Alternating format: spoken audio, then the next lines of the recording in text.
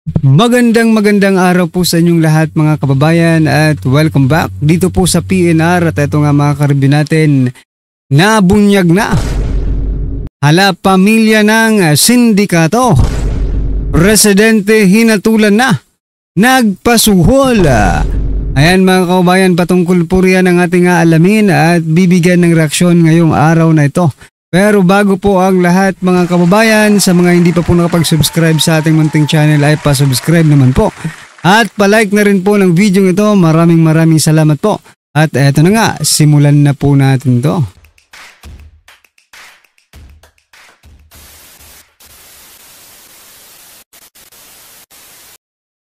So mga kababayan, pasadahan po muna natin ang mga nagte-trending na balita dito po sa mundo ng social media. At eto nga, Presidente mga kababayan hinatulan ng 14 na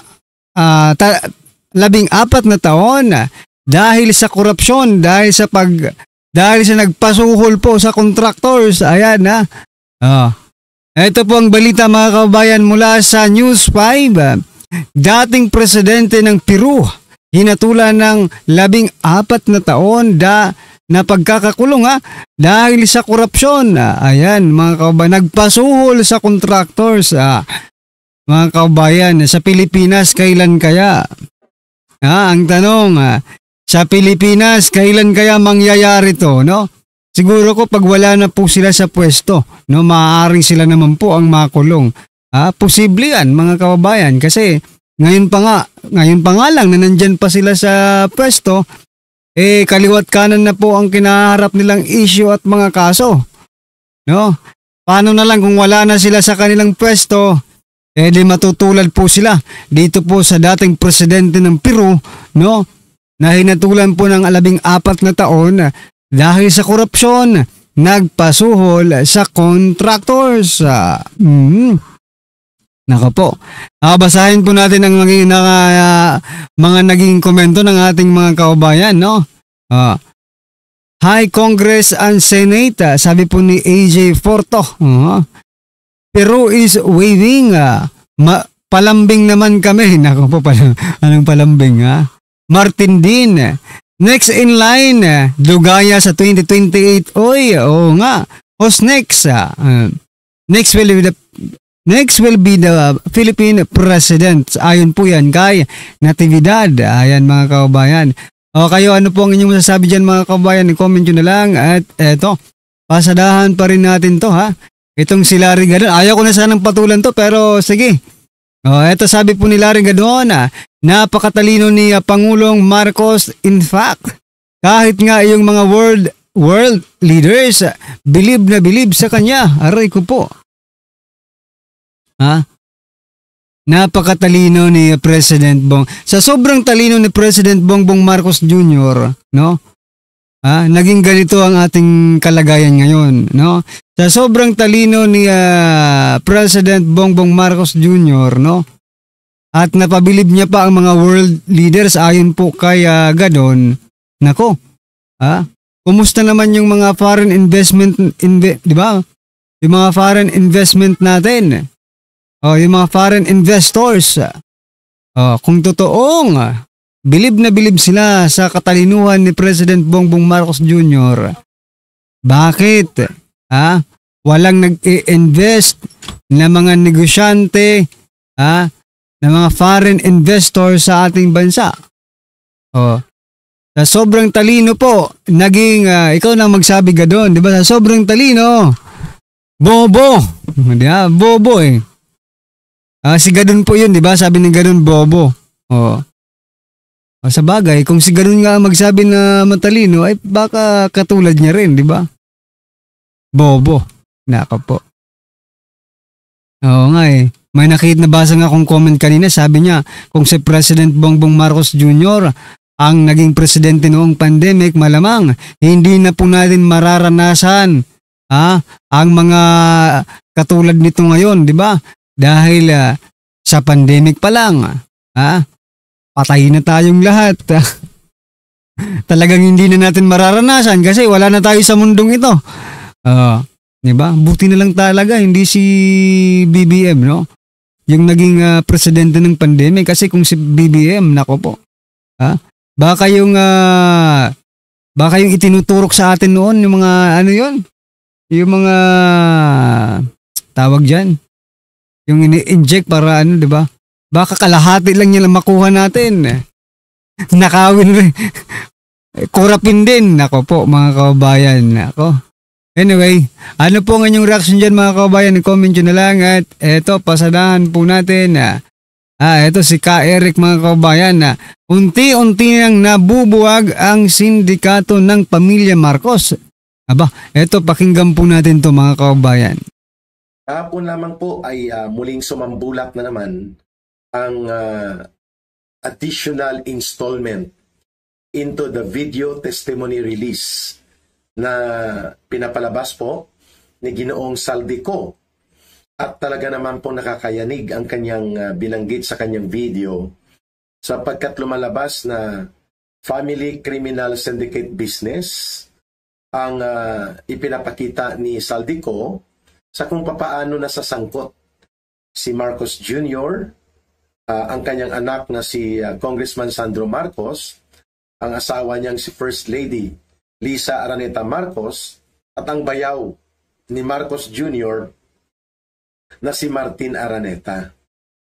Malubha po at seryoso ang mga aligasyon na ito na nangangailangan ng agarang investigasyon, subalit syempre hindi natin ma-expect na gagawin yan ng ICI o kaya ng Senate Blue Ribbon Committee, no?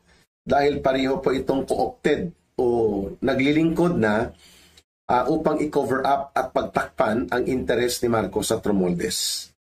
Pero bigyan po natin ng ilang mga analysis of the details ang binabanggit ni Ginoong Saldico hinggil sa pagkakasangkot ng halos buong pamilya ni Bongbong Marcos Jr.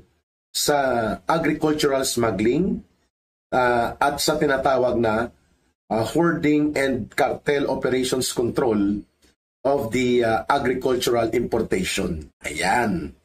Una, binanggit po ni Saldico na ang nangungulekta sa Bureau of Customs na mga corruption, mga patong at kasindikatuhan, walang iba kundi si Lisa Araneta mismo, ang asawa ni Marcos Jr., bagamat ang tinatawag nito sa mga backdoor information. Naririnig na po namin ito. Ako na may connection sa maraming intelligence sources na nakakausap ko, lalo na yung mga dati kong kasama pa na nasa NTF-ELCAC pa kami noon o sa National Task Force to End Local Communist Armed Conflict. Ito po ay lumalabas ng pangalan ni Lisa Araneta at ni Mike Araneta. Binanggit kahapon ni Saldico na during elections 2025, I think that was April or March, bago pa magkaroon ng pagpapadala ng sulat confidential, si Saldico hinggil sa kanyang mga sinasabi na bumubukol na ang budget insertions, hindi lamang kay Marcos Jr. kundi mismo sa kay Martin Romualdez at iba pang mga kasamahan nila sa Kongreso. Hiningan siya ng si Martin, according kay Martin Romualdez, kinausap niya or si Saldico nag-usap na humihingi si Marcos Jr. ng pondo para doon sa alyansa para sa bagoong Pilipinas nila, no? Yung kanilang kampanya, pati sa local elections, hindi lamang sa senatorial candidates. At binanggit ni Saldico na sinabi ni Martin Romualdez daw na nakapag-remit naman ang mga tao nila ng 11 billion mula doon sa mga importasyon ng mga agricultural products na inaariglo nila at 9 billion mula sa customs. So mga 20 billion pesos, and that was 2 months away from the elections or 3 months away from the elections. So kung bibigyan natin ng isang pananaw itong mga salaysay ni Saldico, tumutugma ito doon sa mga meetings na nagaganap sa Aguado Street. Itong Aguado Street po is across Malacanang lang sa South Side Gate ng Malacanang at nagsisilbing parang operation center kung saan nagtitipon-tipon sila Marcos, sila Saldico, sila Romualdez At doon din minsan may deliveries. Kung nagmamadali si Marcos na kumuha na ng pera according to the video revelation ni Saldico. Okay. So may 20 billion na pala na ipinasok noong February pa. Galing sa customs at galing sa importasyon ng mga sibuyas, bigas, asukal, na alam ni Martin Romualdez ay bahagi po ng pangungulekta ng First Lady o ni Lisa Araneta at ng kapatid nito. So iyon po, binanggit na mismo ni Saldico sa kanyang video release na he knows about the collections na nangyayari sa Bureau of Customs at dito sa agricultural smuggling and cartel operations control of agricultural imports. Pangalawa, pinangalanan na mismo ni Saldico, mga kababayan, na direkta po si Lisa Araneta Marcos. Siya ang nagtatakda kung papaano ang kamadahan sa rice importation, sa importasyon, sa agrikultura, which includes importation ng mga karne, isda, at pati na sa sibuyas, at iba pang mga agricultural products. Kasama po niya dito ang kanyang kapatid. Ang pagkakatumbok po ng pahayag na ginawa ni Saldico sa kanyang video that Lisa Araneta controls the rice hoarders and the rice cartel. Ang rice cartel po, matagal itong nilabanan ni Pangulong Duterte sapagkat sila ay mga rice traders at the same time, mga rice hoarders. Sila po ang nagkukontrol ng importasyon at ang trade ng local purchase and market ng bigas sa Pilipinas. At ang may control sa kanila ngayon, hindi po ang Department of Agriculture Secretary na si Kiko Laurel Cho, kundi si Lisa Araneta at ang kapatid nito na si Martin Araneta, kung ang atin pong susundan ay ang pagsasalaysay ni Saldico.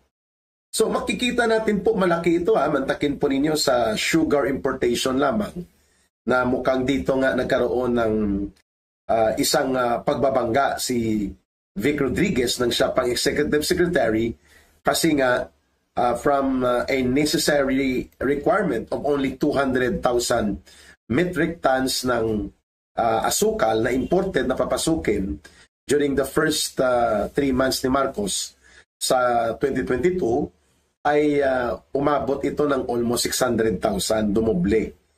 At yun ay may patong sa mga importer hoarders na yun pala ang may control at ngayon binulgar na ni Saldico si Lisa Araneta Marcos at ang kapatid nito. Kaya nagkaroon ng price manipulation sa sugar and hindi bababa, according to Saldico dyan, ang kinita nila Lisa at ng grupo ng kapatid niya sa importasyon ng asukal ng mga 3 billion to 4 billion pesos. Wow!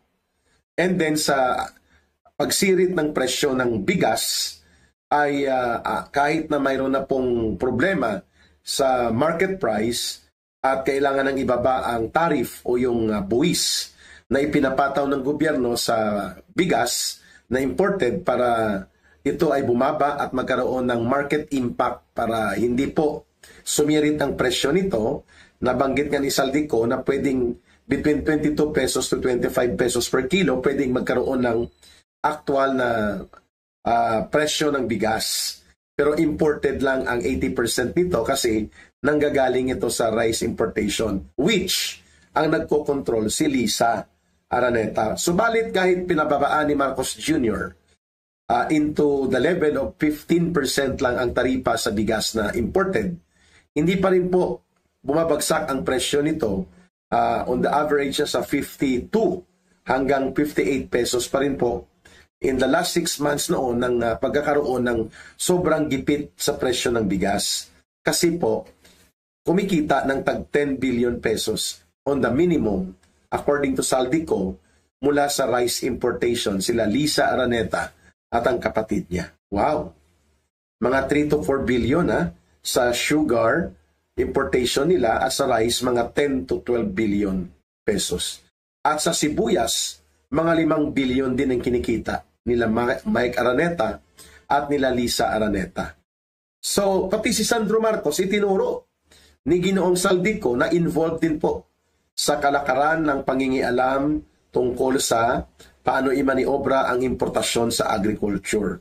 Kaya pala, ito ang binabanggit ni Pangulong Duterte na si Lisa Araneta wanted Duterte to appoint Bongbong Marcos Jr. as Agriculture Secretary noong panahon po na jobless si Marcos matapos na natalo ito sa elections noong 2016 sa pagiging vice president candidate or vice presidential candidate niya during the time na kalaban niya si Leni Robredo. A year after, naglalabing efforts si Lisa Araneta na ang kanyang asawa na si Bongbong Marcos Jr. in 2017 or maagang bahagi ng 2018 ay ma-appoint bilang Agriculture Secretary. At hindi ito pinagbigyan ni Pangulong Duterte. Kaya pala, nung umupo na si Marcos bilang presidente, hindi mo na siya nag-appoint ng Agriculture Secretary kung mapapansin ninyo. Kaya may katotohanan at tumutugma sa pangyayari ang binabanggit ni Ginoong Saldico.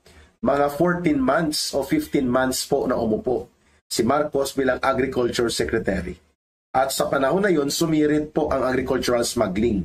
Sumirit ang presyo ng sibuyas, sili, bawang, at pati ang importasyon ng itlog at mga manok. No? Pati na po ang mga dairy products. Everything, kasi pag nag-i-import ang bansa ng mga agricultural products at iba pang mga produkto, syempre, nagkakaroon ng price manipulation and tariff manipulation. Actually, ang epekto niyan, technical smuggling. Kaya na kumikita sila at dyan mo kailangan ang Bureau of Customs. Kaya magkadugtong po yun.